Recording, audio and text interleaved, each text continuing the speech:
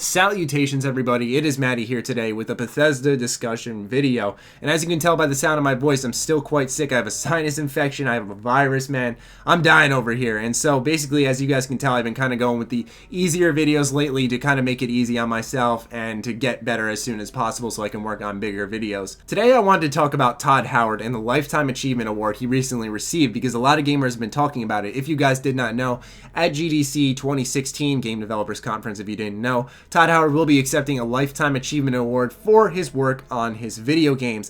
And lately, a lot of people have been kind of arguing that, saying that someone else deserves this award. And so I wanted to go ahead and discuss that today and kind of combat that a little bit, because it does get under my skin a little bit, not as a Bethesda fan, but just as a gamer in general, who I think this guy's work should be appreciated to some degree or another, even if you don't think his games are the best. So what people have been saying lately is, why isn't CD Projekt Red winning any awards? Yes, people are saying that CD Projekt Red deserves the Lifetime Achievement Award, so on from there, because of The Witcher 3. Now, if you guys don't realize, the word lifetime is in there, and I'm not speaking for everyone. I know most people understood this, but there was a lot of people who were like, why is Todd Howard getting this?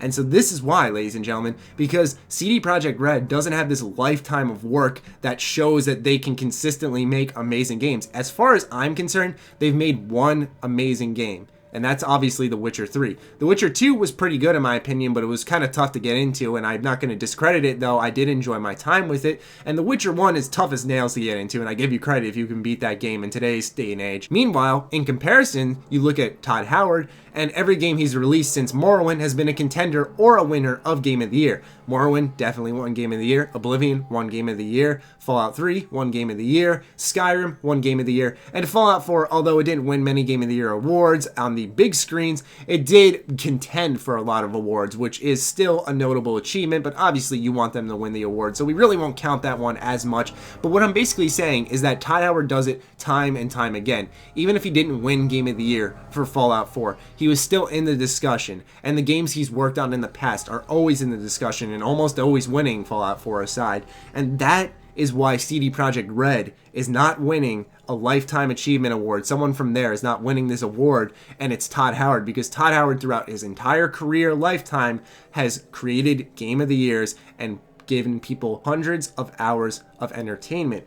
And like I said, this is not me taking shots at CD Projekt Red. They're a great team there. I'm very close with them. You know, it's very cool that they always send me codes whenever they're doing new stuff. They're really involved with the YouTubers. I appreciate that quite a bit. But what I'm basically saying is that Todd earned it because he's always made great games. And the point I'm making with this video is that you don't have to love the games he makes to appreciate that he's a great creator and that he brings tons of hours of entertainment to lots of other people. And it's not just this one core small niche, but a giant wide audience. And he does a lot of great things with it and still manages to make his games somewhat arguably deep, regardless of that huge audience, which I think is hard to do when a lot of the audience is kind of, you know, for a lack of better words, casual. But yeah, I kind of wanted to discuss this topic because it seemed like a lot of people have been turning on Bethesda and hopping on the CD Projekt Red hype train / bandwagon because of the fact that they made arguably the best game of 2015 and the best game in a long while with The Witcher 3. And so a lot of people have just been crapping on Fallout 4 and creating this invisible rivalry between Bethesda and CD Projekt Red because Witcher 2 as well as Skyrim are released on the same year as Fallout 4 and The Witcher 3. So there's been this kind of brewing rivalry between the two companies, and now it's kind of coming to a boil,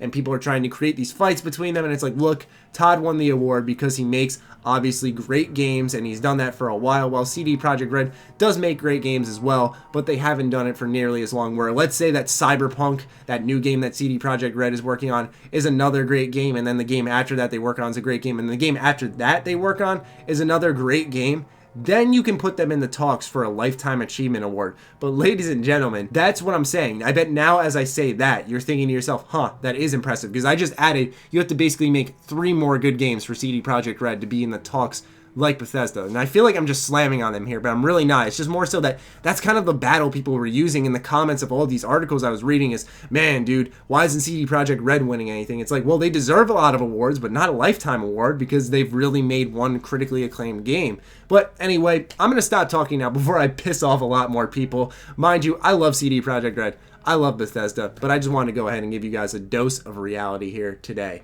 Anyway, I hope you guys enjoyed. Leave your thoughts on this topic in the comments down below. Other than that, be sure to follow me on Twitter, like me on Facebook. The links are in the description. Check out sugarbomb.com, the place by Bethesda fans for Bethesda fans. Stay sexy, stay active. I love you all. Peace.